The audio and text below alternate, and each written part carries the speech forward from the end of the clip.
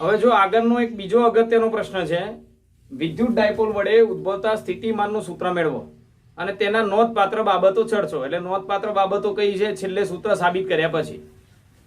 હવે આ પ્રશ્ન જોઈએ એ પહેલા બિંદુવત વિદ્યુતભાર વડે ઉદ્ભવતા સ્થિતિમાનનું સૂત્ર શું આવે? બિંદુવત વિદ્યુતભાર વડે ઉદ્ભવતું સ્થિતિમાન V બરાબર KQ/R. આ સૂત્ર આપણને ખબર છે. હવે આપણે અહીંયા ડાયપોલ વડે ઉદ્ભવતું સ્થિતિમાનનું સૂત્ર કેમનું મેળવાય એ સમજીએ. તો એના પહેલા એક ડાયપોલ આપણે વિચારી લઈએ.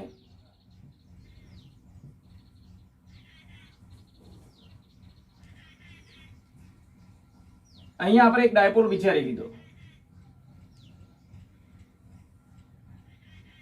આ પ્લસ ક્યુ અને આ માઇનસ ક્યુ અને બંને વચ્ચેનું અંતર 2a એટલે આ ડાયપોલ થઈ ગયો. ચલો હવે ડાયપોલની આ વિષુવ રેખા કહેવાય. તમને ખબર જ છે આને ડાયપોલની વિષુવ રેખા કહેવાય. અને આને આપણે ડાયપોલની અક્ષ કહેવાય. આ જે છે એ ડાયપોલની અક્ષ.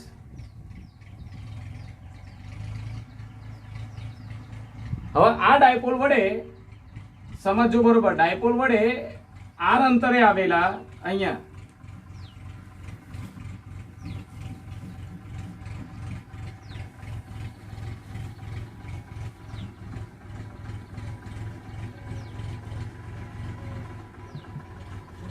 આ P બિંદુએ ઉદ્ભવતું સ્થિતિમાન આપણે શોધવું છે. વિદ્યુત ડાયપોલ વડે ઉદ્ભવતું વિદ્યુત સ્થિતિમાનનું સૂત્ર આપણે મેળવવાનું છે. તો એ કેવી રીતે મેળવી શકાય? તો જો અહીંયા એક ડાયપોલ લઈ લીધો આપણે. આ વિદ્યુત ડાયપોલ છે અને બંને વિદ્યુત ભાર, એક પ્લસ ક્યુ બીજો માઇનસ ક્યુ, બંને વચ્ચેનું અંતર 2a. આ એનું ડાયપોલનું કેન્દ્ર થઈ ગયું.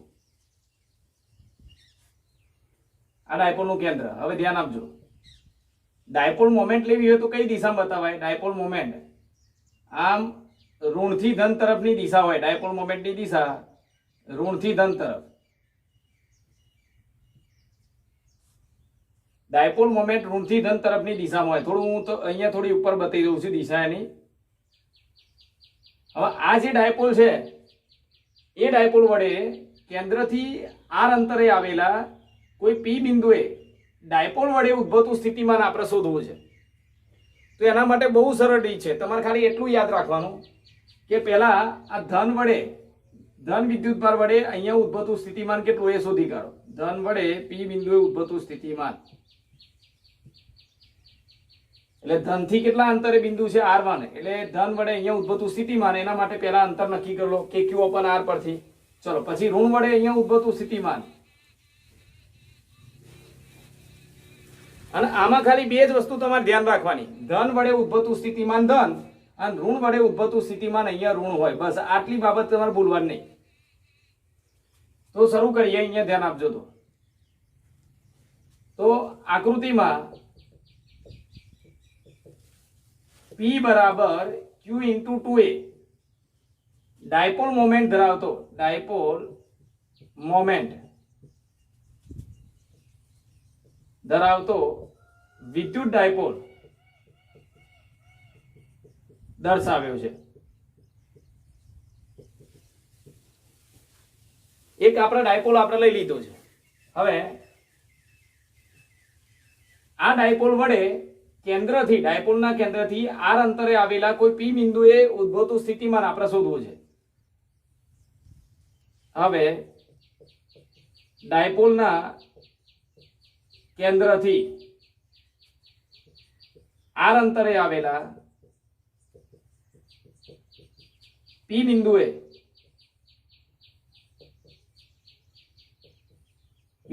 ડાયપોલ વડે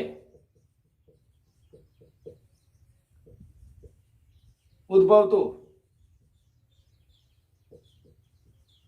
સ્થિતિમાન અહીંયા આપણે શું કરવું છે? શોધવું છે. બસ તો ખાલી હવે શું કરવાનું? બસ આટલું યાદ રાખો. પહેલા ધન વડે ઉદ્ભવતું સ્થિતિમાન, પછી ઋણ વડે ઉદ્ભવતું સ્થિતિમાન, અને પછી બંને સ્થિતિમાનનો સરવાળો એટલે કુલ સ્થિતિમાન. એટલે પછી જવાબ આવી જશે. તો ચલો અહીંયા જોજો. પહેલા પ્લસ ક્યુ થી સ્થિતિમાન શોધવા માટે અંતરની જરૂર પડે. એટલે પ્લસ ક્યુ થી P નું અંતર જે આપણે લીધું છે R1 માઇનસ ક્યુ થી P નું અંતર એ R2 પ્લસ ક્યુ થી P નું અંતર R1 ધારી લીધું, માઇનસ ક્યુ થી P નું અંતર R2 ધારી લીધું. હવે પ્લસ ક્યુ વડે P પર ઉદ્ભવતું સ્થિતિમાન, ચલો પ્લસ ક્યુ વડે ઉદ્ભવતું સ્થિતિમાન કેટલું? તો સૂત્ર તમને સારી રીતે ખબર જ છે. પ્લસ ક્યુ વડે ઉદ્ભવતું સ્થિતિમાન KQ અપન R1, KQ અપન R એટલે અંતર R1 છે. ચલો પછી માઇનસ ક્યુ વડે ઉદ્ભવતું સ્થિતિમાન, માઇનસ ક્યુ વડે P પર ઉદ્ભવતું સ્થિતિમાન,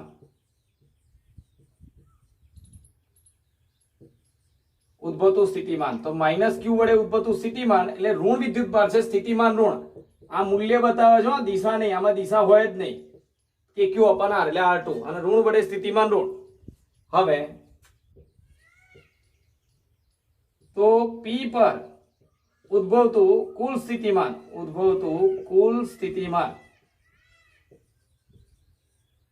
તો P પર ઉદ્ભવતું કુલ સ્થિતિમાન ધ્યાન આપો. હવે કેવી રીતે શોધાય? તો P પર ઉદ્ભવતું કુલ સ્થિતિમાન V બરાબર ધન વડે ઉદ્ભવતું સ્થિતિમાન અને ઋણ વડે ઉદ્ભવતું સ્થિતિમાન બંનેનો સરવાળો. ચલો હવે તો શું લખાશે ધ્યાનથી જોજો. ધન વડે ઉદ્ભવતું સ્થિતિમાનનું સૂત્ર શું? KQ અપન R1. ઋણ વડે ઉદ્ભવતું સ્થિતિમાન કેટલું? તો ઋણ વડે માઇનસ KQ અપન R2. જો બુકની અંદર k ની જગ્યાએ 1/4πε0 લખ્યું હશે, આપણે એક કામ કરવાનું, k લખવાનો અને છેલ્લે જ્યારે સાબિત થાય એમાં k બરાબર 1/4πε0 કરી દેવા, એટલે બુક જેવું સૂત્ર પણ સાબિત થઈ જાય. પહેલાથી 1/4πε0 લખો કે એની જગ્યાએ k લખો, બંને એક જ થાય. એટલે અહીંયા જો KQ કોમન કાઢો, KQ કોમન, તો અહીંયા આવશે 1/R1 માઇનસ 1/R2. થોડો આ જગ્યાનો ઉપયોગ કરી લઉં હું થોડી. અહીંયા KQ 1/R1 માઇનસ 1/R2. હવે તમે અહીંયા સાદરૂપ આપો છો KQ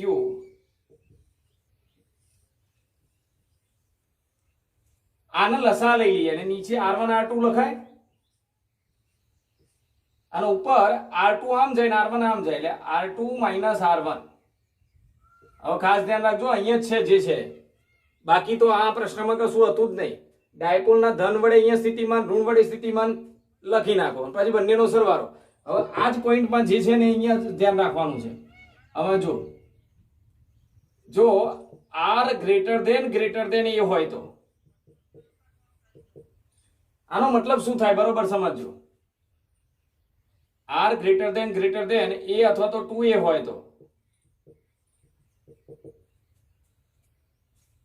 R1 R2 કેટલા?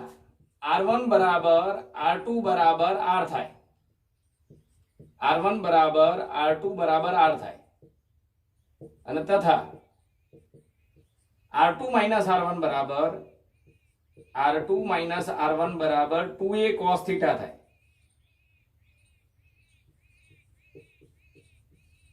આ તમારે યાદ રાખી લેવાનું. હવે કેમનું થાય, આ કઈ રીતે થયું એની બાબત સમજી લઈએ આપણે. ધારી લો કે આ વિદ્યુત ડાયપોલ છે, આ પ્લસ ક્યુ આ માઇનસ ક્યુ, આ ડાયપોલ થી આ ડાયપોલની વિષુવ રેખા અને કોઈ બિંદુ અહીંયા આવેલું હોય, અહીંયા આ બિંદુએ આપણે સ્થિતિમાન શોધવું હોય તો જો ધનથી અંતર R1 ઋણથી અંતર R2,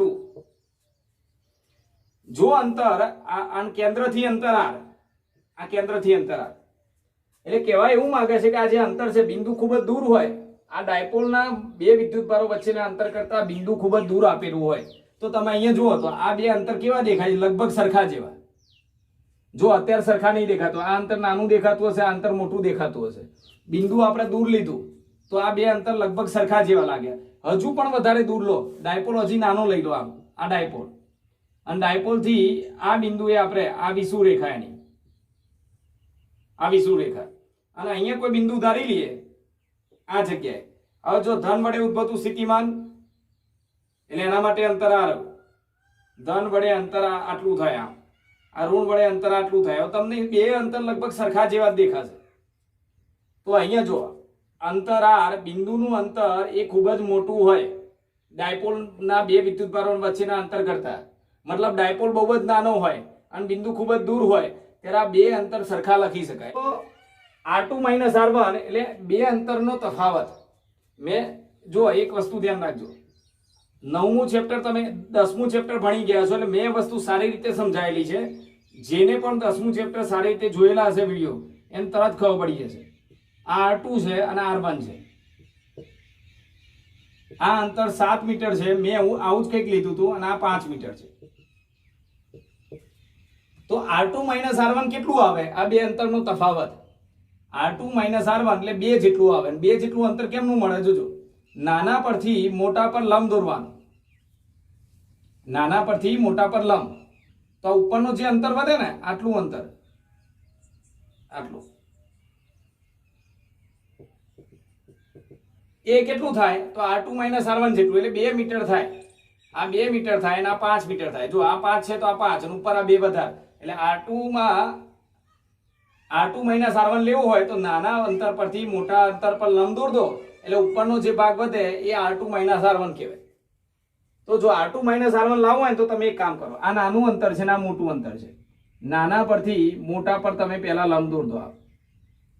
નાના અંતર પરથી મોટા અંતર પર લંબ, આ લંબ દોર દીધું. બરોબર? તો આ લંબ દોર્યો એટલે અહીંયા કાટખૂણો બને.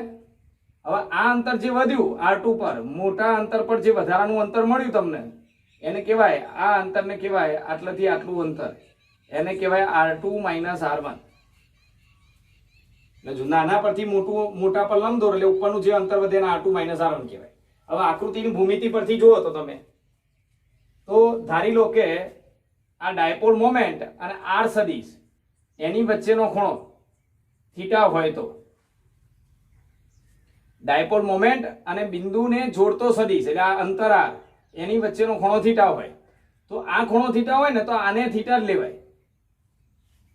મોટા અંતર માટે જો ફરીથી એકવાર, આ ડાયપોલ, આ ધન અને આ ઋણ, આ વિષુવ રેખા અને બિંદુ કઈ અહીંયા હોય આ બિંદુએ, તો અહીંયાથી જુઓ તો આ બિંદુને જોડતો સદિશ એટલે R અને આ ડાયપોલ મોમેન્ટ P એની વચ્ચેનો ખૂણો થીટા. હવે તમે અહીંયા ખૂણો જોશો ને, તમે અહીંયા જો આ નીચેનો ખૂણો જો તો આ ખૂણો જેટલો છે ને એટલો જ આ ખૂણો દેખાતો હશે. જેમાં આ અંતર ના અંતર સરખું દેખાય એમાં ખૂણા પણ સરખા થાય. મોટા અંતરે આ બે ખૂણામાં કોઈ ફેર ના પડે. હવે ચલો આગળ જોજો. આ ખૂણાની પાસેની બાજુ અને આ કર્ણ થયો, કાટખૂણાની સામેની બાજુ એટલે આ કર્ણ અને આ પાસેની બાજુ. cos θ બરાબર પાસેની બાજુ R2 - R1 અને ભાગ્યા કર્ણ એટલે 2a. તો R2 - R1 બરાબર 2a cos θ. આ 2a અહીંયા ગુણાકારમાં છે. તો આ રીતે આ જવાબ આવે. પણ મેં ડાયરેક્ટ કેમ લખી દીધું? હવે તમારે ડાયરેક્ટ લખવું હોય તો કેવી રીતે લખાય? તો આ જે કર્ણ છે 2a જેટલો છે એનો આ ઘટક, તો જો આ કર્ણ છે એ આની સાથે થીટા ખૂણો બનાવે એટલે આનો ઘટક 2a cos θ થાય. આનો cos ઘટક આવે. આ 2a આની સાથે થીટા ખૂણો બનાવ્યો માટે આનો cos ઘટક થાય એટલે R2 - R1 એટલે 2a cos θ. તો તમારે આટલું લખ્યા પછી એક છેલ્લું સ્ટેપ આ યાદ રાખવાનું છે. જો અંતર બિંદુ ખૂબ જ દૂર હોય, ડાયપોલના પરિમાણ કરતા બિંદુનું અંતર ખૂબ જ વધારે હોય તેવી કન્ડિશનમાં R1 R2 બે અંતર R જેટલા થાય. આ બે અંતર એ આના જેટલા જ દેખાય અને R2 - R1 બરાબર 2a cos θ થાય. ચલો મૂકી દો.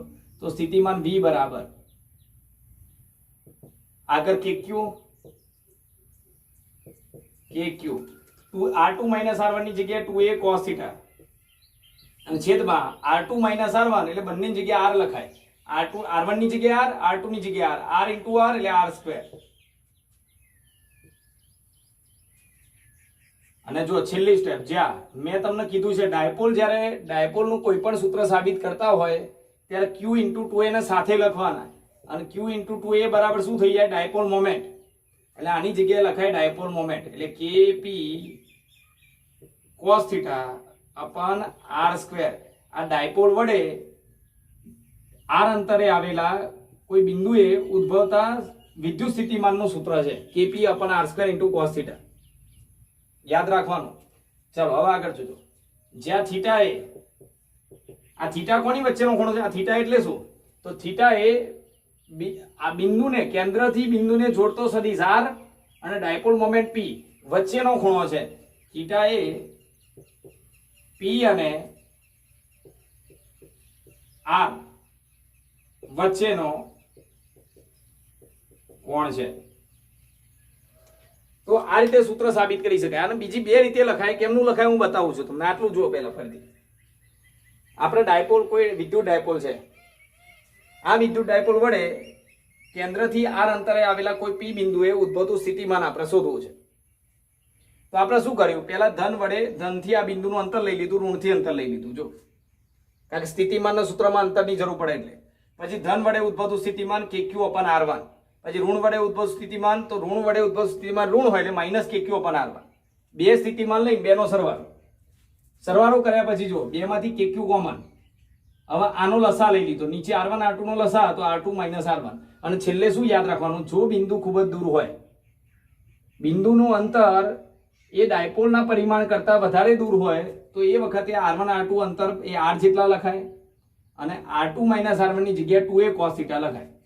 અને એ કિંમત તમે અહીંયા મૂકી દો. જો આ સૂત્રમાં kq m ના m, r2 માઇનસ r1 ની જગ્યાએ 2a cos થીટા અને r1 r2 ની જગ્યાએ r into r એટલે r સ્ક્વેર થઈ જાય. ચલો q into 2a ને કહેવાય ડાયપોલ મોમેન્ટ p એટલે આની જગ્યાએ p લખાય અને નીચે r સ્ક્વેર. હવે આગળ જોજો. હવે મારે cos થીટા કાઢી નાખવું હોય અને p cos થીટા ને આવું લખી શકાય. જો તો v બરાબર k p સદિશ into r cap upon r square. kp સદિશ into r cap upon r square. આના આ રીતે લખી શકાય. આ કોની જગ્યાએ લખ્યું છે? આ બરોબર ધ્યાન રાખજો. આ કોની જગ્યાએ લખ્યું? તો p સદિશ into r કેપ. જો હા ધ્યાનથી. તો આને લખાય p cos થીટા. આ p cos થીટા જગ્યાએ લખ્યું. કેમ આવું લખ્યું એ સમજવું હોય તમારે તો આ રીતે જો a સદિશ into b સદિશ. બે સદિશોનો અદિશ ગુણાકાર હોય તો એને કેવી રીતે લખાય? પહેલા a નું મૂલ્ય, પછી b નું મૂલ્ય અને ઇન્ટુ cos થીટા. બે સદિશોનો અદિશ ગુણાકાર કેવી રીતે લખાય? તો પહેલા સદિશનું મૂલ્ય, બીજા સદિશનું મૂલ્ય અને પછી બંનેનો અદિશ ગુણાકાર એટલે cos થીટા. તો અહીંયા પણ એવું જ છે. જો p સદિશ ઇન્ટુ r કેપ. p નું મૂલ્ય ખાલી p લખાય અને એકમ સદિશનું મૂલ્ય 1 લખાય અને ઇન્ટુ અદિશ ગુણાકાર એટલે cos થીટા. હવે એકમ સદિશનું મૂલ્ય 1 ના લખો તો પણ ચાલે, માટે શું થઈ ગયું? p cos theta. એટલે આની જગ્યાએ આવું લખાય. અને છેલ્લું સ્ટેપ. અને એકમ સદિશને આપણે કેવી રીતે લખી શકીએ? ઉપર સદિશ નીચે મૂલ્ય. એકમ સદિશ એટલે ઉપર સદિશ નીચે અનુમાન. એટલે આ જો લખીએ તો શું થઈ જાય? v બરાબર k p સદિશ ઇન્ટુ r સદિશ. ઉપર જો સદિશ લખું તો હું r કેપ ની જગ્યાએ ઉપર સદિશ નીચે મૂલ્ય તો નીચે r ક્યુબ થઈ જાય. પણ તમારે બને ત્યાં સુધી ધ્યાન રાખજો. હું કહું આ જે વસ્તુ કહું એ આ કેરેટ વાળું સૂત્ર યાદ રાખવાનું. આ બે ટીક કરી દીધા છે મેં. ડાયપોલ વડે ઉદ્ભવતું કોઈ પણ બિંદુએ ઉદ્ભવતું સ્થિતિમાન kp cos theta upon r square. જો કેરેટ લખો તો સ્ક્વેર લખાય, સદિશ લખો તો ક્યુબ લખાય. એવું કેમ થાય? કારણ કે r કેરેટ બરાબર ઉપર સદિશ નીચે અનુમાન. તો આ ડાયપોલ વડે r અંતરે આવેલા કોઈ પણ બિંદુએ ડાયપોલ મોમેન્ટ સાથે થીટા ખૂણો બનાવતા r અંતરે આવેલા કોઈ પણ બિંદુએ ઉદ્ભવતું સ્થિતિમાન આ સૂત્ર વડે શોધી શકાય.